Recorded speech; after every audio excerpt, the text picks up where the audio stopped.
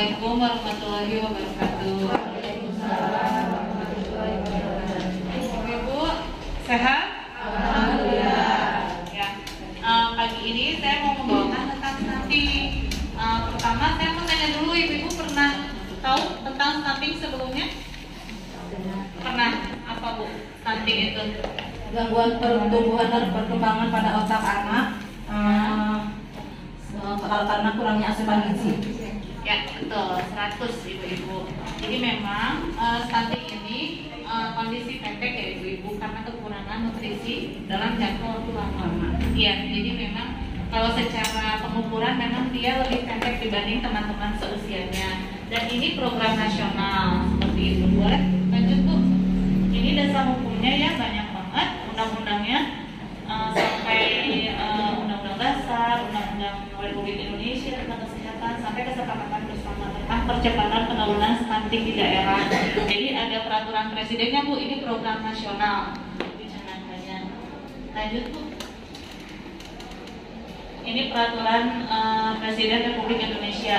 Target 2024 itu adanya penurunan stunting, penurunan peningkatan kualitas pendidikan maupun lembaga manajemen parental Indonesia. Ini pilarnya ada 5 sih sebetulnya. Tapi kita lanjut aja ya. Targetnya nanti 2024 angka prevalensi stuntingnya 14%. Itu untuk satu negara. Lanjut Bu. Ini peran pemerintah harus ngapain aja sih untuk mencegah stunting ini? Yang pertama menyediakan akses masyarakat terhadap fasilitas kesehatan.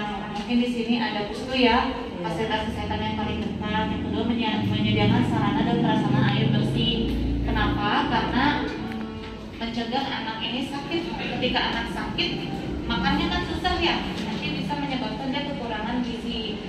Begitupun airnya biar dia nggak diare seperti itu.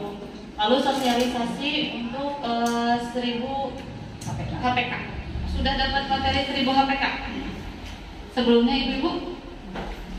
Sudah ya. Jadi 1000 HPK itu apa?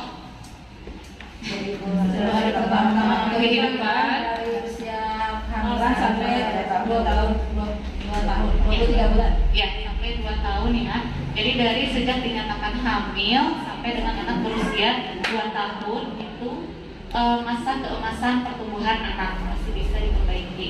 Nah, termasuk gizinya seperti itu. Lalu memfasilitasi operasional posyandu, menyediakan dan meningkatkan akses masyarakat terhadap makanan bergizi. Lanjut Bu. Ini gerakan Bogor Bebas Stunting.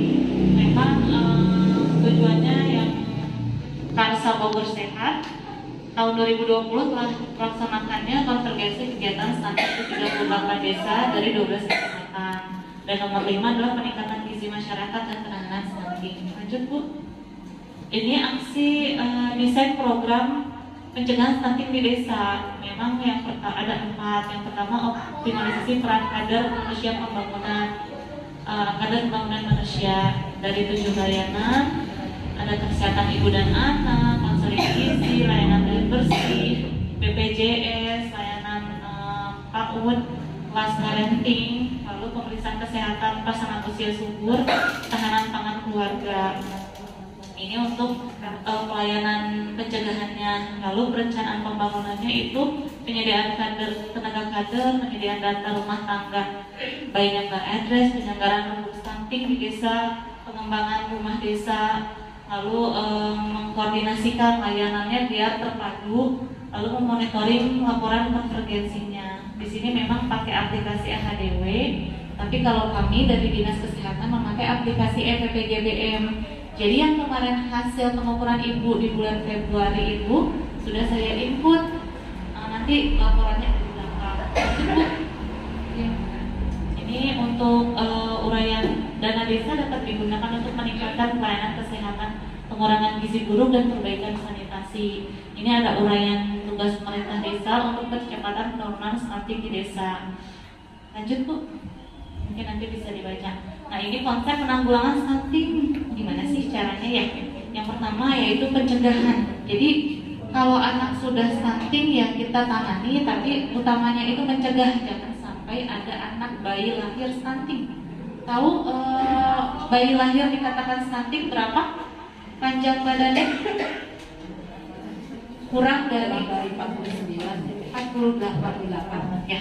Jadi ketika bayi lahir kurang dari 48 cm itu sudah dikatakan stunting. Misal 47, 46 itu sudah stunting ibu-ibu, dan itu memang berarti penyebabnya sejak dia dalam kandungan, entah ibunya ibu kek yang lilanya kurang dari 23,5 ya.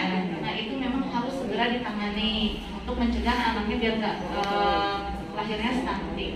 Itu untuk pencegahan di 1000 hari pertama kehidupan. Lalu penanganannya dari stimulasi, pengasuhan, dan pendidikan berkelanjutan. Memang kalau anak stunting prinsipnya gini Bu, kalau dia stunting dengan gizi buruk, kita tangani gizi buruknya. Ketika dia stunting dengan gizi kurang, kita tangani gizi kurangnya. Ketika dia stunting normal, itu yang dilihat perkembangannya sesuai tidak dengan usianya. Misalkan anak 1 tahun udah bisa berdiri belum, anak 2 tahun sudah bisa berlari, seperti itu. Jadi perkembangan sesuai usianya yang ada di KIA, ya itu yang dipantau gitu. Lanjut Bu. Nah, tiga komponen penanggulangan stunting. Yang pertama sanitasi, air bersihnya ada tidak, jambannya ada tidak, dan sering cuci tangan. Karena kalau anak sakit itu sangat mudah sekali dia jatuh ke dalam gizi kurang. Ya, mudah ada anak-anak yang memang susah makan, ditambah sakit, tambah sulit makannya. Yang kedua pola asuh, anaknya diberi ASI tidak, karena ASI itu memang imunitas nutrisi yang paling baik untuk anak dan imunitasnya alami. Itu MPASI-nya gimana? Kadang ada anak yang makannya susah, nah status gizinya tuh sudah mulai turun ketika makan, seperti itu. Imunisasinya gimana? Kalau dia imunisasinya lengkap, insya Allah ketika sakit itu nggak terlalu parah. Makanya kadang suka ditanya anaknya rajin ke posyandu nggak untuk imunisasi, seperti itu. Pemantauan tumbuh kembang tadi, kalau misalkan anaknya usia 6 bulan sudah bisa duduk belum, sudah 3 bulan sudah bisa kembali belum, itu yang dipantau. Seperti itu. Sama pola makan sesuai dengan gizi seimbang, yaitu ada karbohidrat, protein, lemak, vitamin, dan mineral. Lanjut Bu. Ini penanganan stunting. Stunting itu diapain aja sih sama kami dinas kesehatan ya? Ada namanya intervensi spesifik dan intervensi sensitif. Kalau spesifik itu yang kami tangani dari dinas kesehatan. Yang pertama, kita mundur Bu dari ibu hamil yang KEK. Jangan sampai ada ibu hamil kek. Di posyandunya ada yang ibu hamil kek nggak? Nggak ada. Oke. Berarti lolos ya nomor 1. Jangan ada ibu hamil kek. Yang kedua, ibu hamil harus konsumsi tablet tambah darah minimal 90 tablet. Ibu-ibunya rajin ke posyandu nggak Bu ibu hamilnya? Nah yang enggak itu sebetulnya pertanyaan ya, apa dia ke rumah sakit atau ke bidan mandiri atau enggak kemana-mana, itu ya mandiri. Oh, bidan mandiri mungkin pendataan saja. Mereka sehari-hari periksanya kemana? Karena terkait ini tablet tambah darah dia harus minum minimal 90 tablet selama masa kehamilan. Yang ketiga, mundur lagi Bu. Jadi sebelum dia jadi ibu hamil kan jadi remaja dulu tuh. Kan kita nggak tahu ya jodoh orang, lulus SMA siapa tahu langsung menikah. Jadi dari remajanya harus dipersiapkan. Di sini rata-rata sekolahnya di Gunung Gelis juga atau keluar kota? Keluar kota. Sebetulnya pemberian tablet tambah darah ini dipusatkan di sekolah. Tapi memang laporannya kami per desa. Ya, jadi mungkin nanti saya nggak tahu di sini ada SMA Ibu? Nggak ada SMA, SMP nggak ada.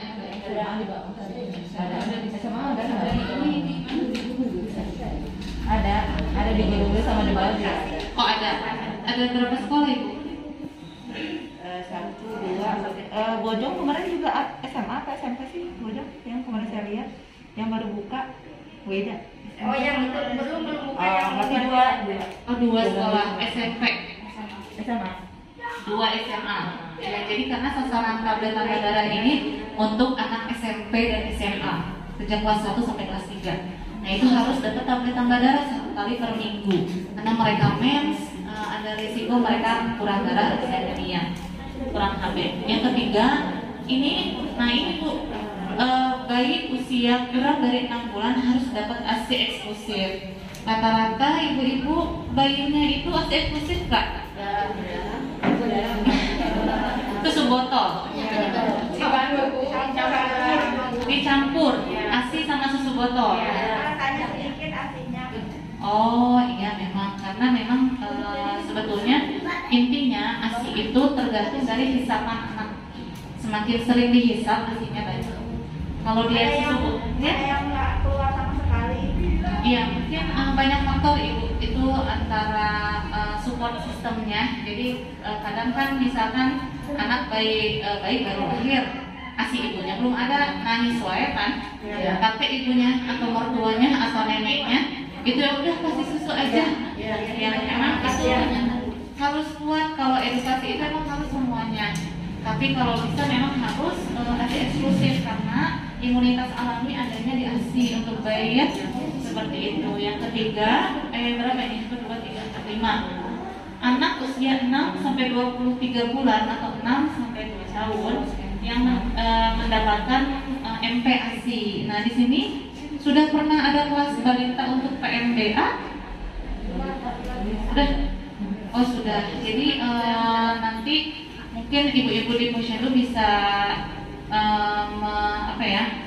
memberitahukan warganya terkait untuk pemberian makan anak. Memang dimulai dari usia 6 bulan ya. Masih ada nggak yang dikasih pisah usia 4 bulan, 3 bulan? Udah nggak ada. Jadi mulai 6 bulan. Dikasih makan apa? Kadang bubur apa sih yang Osud ya.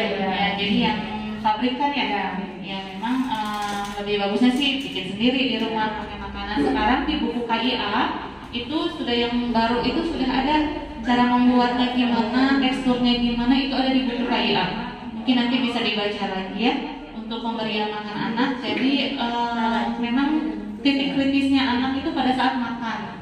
Kalau dia pengalaman makan anaknya nggak kurang bagus, anak kita jadi susah makan. Kenapa? Siapa yang main gamenya Pak? Bapaknya yang main game. Jadi nggak ada yang megangin anaknya. Lalu anak berusia di bawah 5 tahun gizi buruk yang mendapat layanan tata laksana gizi buruk. Nah, sebetulnya dari hasil pengukuran itu kemarin memang saya inputnya lama karena saya menginput 7 desa ibu-ibu. Jadi lama lagi kan tahunya siapa sih yang gizi buruk, siapa sih yang gizi kurang. Nah, seharusnya nanti yang anak-anak dengan gizi buruk ini dapat tata laksana. Dan tata laksana ini adanya hanya di Puskesmas Sukaraja. Memang jauh ya dari sini, kendalanya jarak. Cuman sedikit mungkin dia datang ke pustu ya ibu.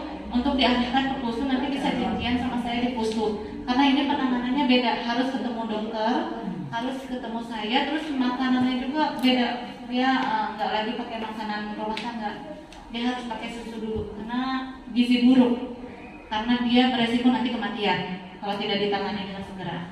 Nah itu yang ke-7, presentasi anak di bawah 5 tahun yang dipantau. Jadi memang pentingnya anak-anak datang ke posyandu itu biar terpantau ya. Mana kita tahu ada anak gizi buruk kalau nggak pernah datang ke posyandu ya. Makanya ada sweeping di bulan Februari dan Agustus. Kadang ketahuan ibu hamil dia dingin ya. Kembali lagi pakai iya, jadi memang ya udah 6 bulan baru tahu ya. Itu udah yang ketahuan gitu teh memang diam aja di rumah atau periksa kebidan itu tadi? Oh, tapi pada periksa keluar ya, maksudnya nggak ada yang mendem sendiri di rumah. Oke. Kadang kan mungkin saya nggak tahu ya apa ekonomi keluarganya yang kurang, jadi mereka nggak bisa datang ke bidan dan yang lain-lain karena masih ada sih beberapa yang seperti itu. Di sini nggak butuh pada keluar. Oh iya, paling di dalam aja. Karena kan kita nggak tahu ya tiba-tiba pas melahirkan mereka butuh darah, butuh apa, nanti yang alasannya jangan pendataan saja seperti itu. Jadi tadi pentingnya dibawa ke posyandu. Jadi gini nanti sistemnya ibu-ibu kalau ada anak yang di KMS-nya itu 2 kali tidak naik berat badannya, itu bisa langsung dirujuk ke pustu untuk kami konseling dulu. Jadi yang pertama kan makanannya diperbaiki dulu, pola makannya apa ada yang salah. Masa anak 2 bulan tidak naik, karena harusnya itu kan ada kriteria berat minimal kenaikan. Apalagi 6 bulan pertama itu harus besar, ada yang 900 gram, 800 gram, ada yang 700 gram naiknya ya. Karena kalau dia nggak naik itu kenapa gitu? Karena pada teorinya anak di bawah 6 bulan itu tidak mungkin gizi buruk, karena dia ASI-nya itu masih bagus banget, nggak mungkin gizi buruk. Ketika dia gizi buruk kenapa? Nah makanya ketika 2 kali tidak naik, mohon dirujuk ke pustu dulu, nggak apa-apa. Nanti kami janjian aja. Safety ya, mungkin nanti sistemnya begitu. Karena keterbatasan saya juga yang sendiri menangani 7 desa, ditambah klinik gizi di puskesmas setiap hari Kamis. Kalau memang ada orang tua yang bisa untuk datang ke puskesmas itu lebih baik, karena alat di sana lebih menunjang, sama susunya juga di sana tersedianya. Kami nggak distribusikan per desa karena sedikit angkanya, jumlah susunya. Seperti itu. Lalu presentasi anak di bawah 5 tahun yang mendapatkan tambahan asupan gizi. Ini tadi PMT terkait Pak Lurah ya bilang, kalau ibu-ibu PMT-nya bikin atau beli? Bikin atau beli? Oh, kalau bikin biasanya bikin apa? Bubur kacang hijau, sop, telur, tahu tempe. Ya, sudah bagus. Itu lebih ke arah protein ya. Sop kan ada ayamnya pasti atau cekernya. Terus tadi susu ya. Susu apa? Oh, sahabat. Oh, yang telur juga boleh kalau sama anak 1 telur. Sama bubur kacang hijau nggak apa-apa. Itu karena bubur kacang hijau adalah protein nabati atau protein yang berasal dari tumbuhan. Seperti itu. Yang kelima, persentase anak di bawah 5 tahun yang memperoleh imunisasi dasar lengkap. Nah ini modal biar anak tambah kebal dari penyakit. Kalau bisa harus imunisasinya lengkap. Karena ada beberapa pasien di puskesmas juga yang ya maaf gizi buruk, ternyata memang ada beberapa riwayat imunisasinya. Yang pertama tidak imunisasi, yang kedua lewat gitu. Itu rata-rata gitu. Yang imunisasi emang anaknya lebih risih, lebih cepat sakit. Lanjut, ini yang sensitif ini mungkin dari dinas-dinas lain, yang misalkan ini mah ada dari KIA, ada dari dinas pekerjaan umum, ada dari dinas yang lain ya, yang KB juga, ini mungkin dinas lain. Lanjut ibu. Ini kemarin yang Februari dan Agustus, setiap bulan perimbangan balita, jadi data dari ibu-ibu itu adalah tanggal ukur berat tinggi aja ya datanya. Nah setelah itu saya masukin tuh ke sistem namanya EPPGBM, harusnya dikonfirmasi dan divalidasi benar enggak memang beratnya segitu. Kadang kan mungkin pas ditimbangnya anaknya lagi nangis gugur-gugan ya, kan pusing ya bu, udah berat sakit tuh harusnya. Yang kamu nggak susah. Iya, memang ada juga kendala, katanya ibu kadernya baru datang aja ditutup pintunya. Ya, ada orang tua yang nggak mau anaknya ditimbang, anak saya mah sehat, nah gitunya. Atau enggak dibilang anaknya nggak naik aja, bulan depannya nggak datang lagi posyandu. Ya, mungkin itu salah satu kendalanya masalah komunikasi aja.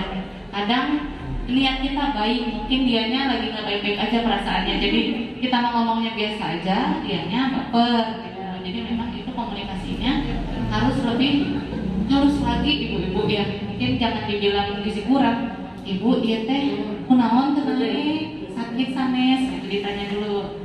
Baru kalau misalkan ini kalau karena sakit ya berobat aja, kalau nggak sakit berarti makanannya ditambah aja, seperti itu. Nanti bulan depannya nggak naik lagi baru ke pusat gitu ya. Lalu diintervensi tuh kalau memang dia benar stunting, ada intervensi spesifik, ada sensitif. Lanjut.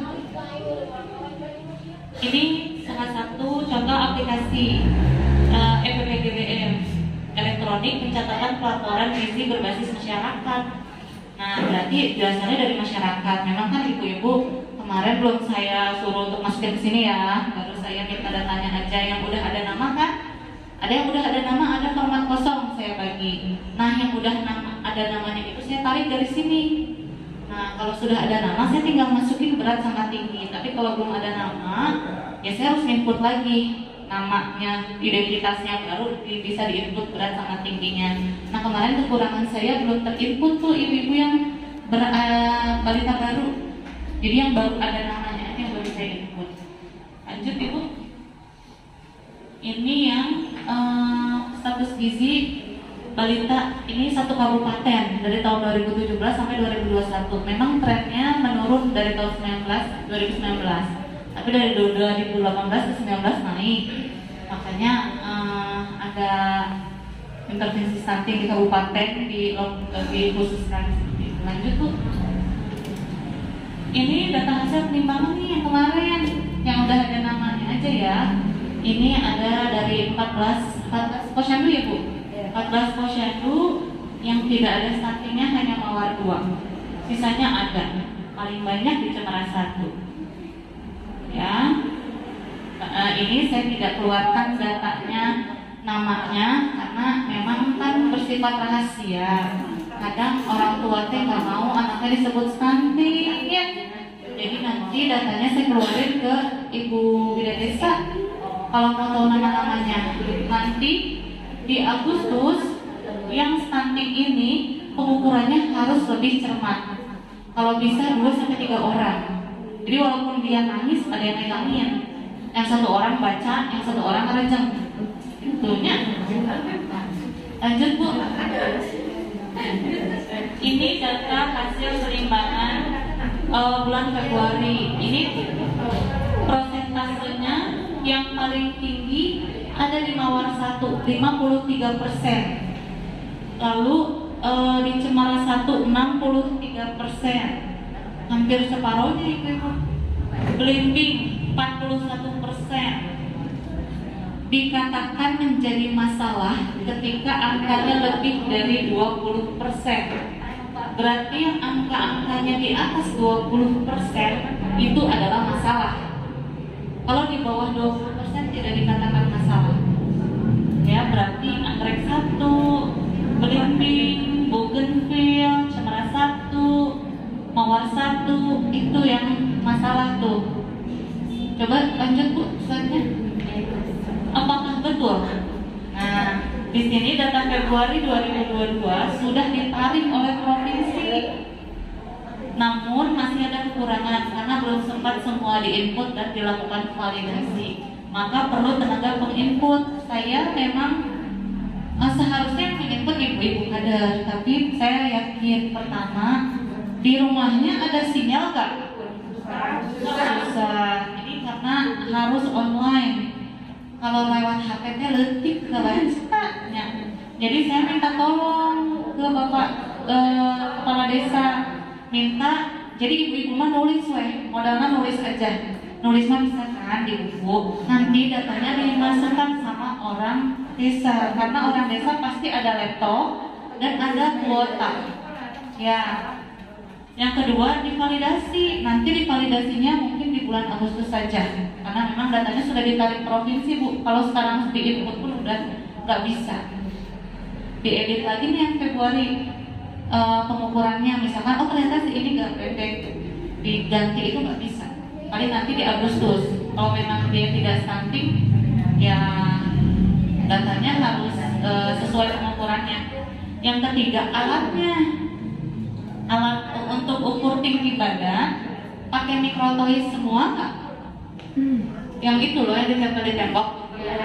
Ya, tolong dicek. Saya minta tolong ke ibu-ibu ditarik sampai ke bawah.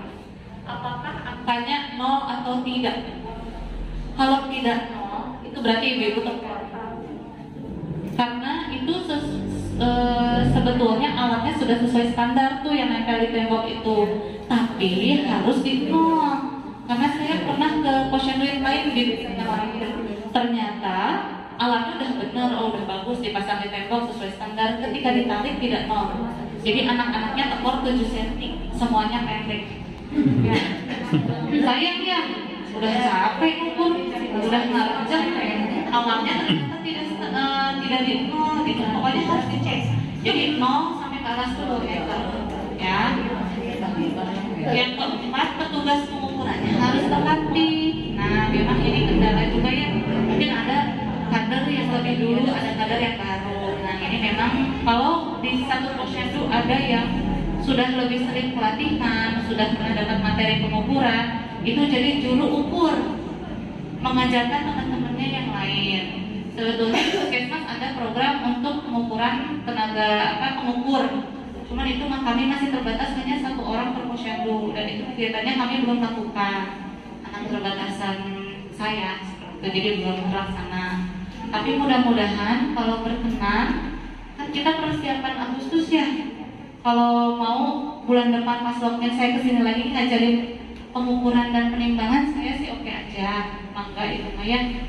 Cuma nanti memang kendalanya itu kadang gini, anak itu sebetulnya tidak stunting, tapi ketika membaca, apakah salah membacanya, apakah tidak terlihat, apakah tidak sejajar aja, itu udah berpengaruh. Ya, seperti itu. Lanjut Bu.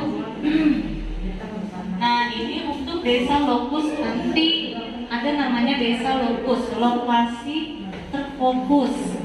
Ini untuk Kecamatan Sukaraja, yang untuk 2023 ada tambahan 4 desa. Yang pertama jadi lokus itu Desa Sukatani, yang kedua Desa Cadas Ngampar, Sukaraja, Cikias, Nagrag.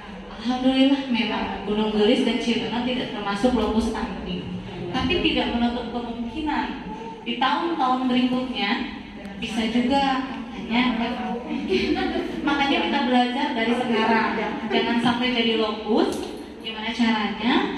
Datanya harus betul seperti itu, karena nanti datanya itu kan sumbernya dari ibu-ibu. Saya sudah ringankan pekerjaannya, tidak menginput. Oke, yang menginput orang desa saja. Ya, jadi nanti PR-nya hanya mengukur dan menimbangnya harus dia lebih cermat aja. Lanjut Ibu. Sudah. Ada yang mau ditanyakan?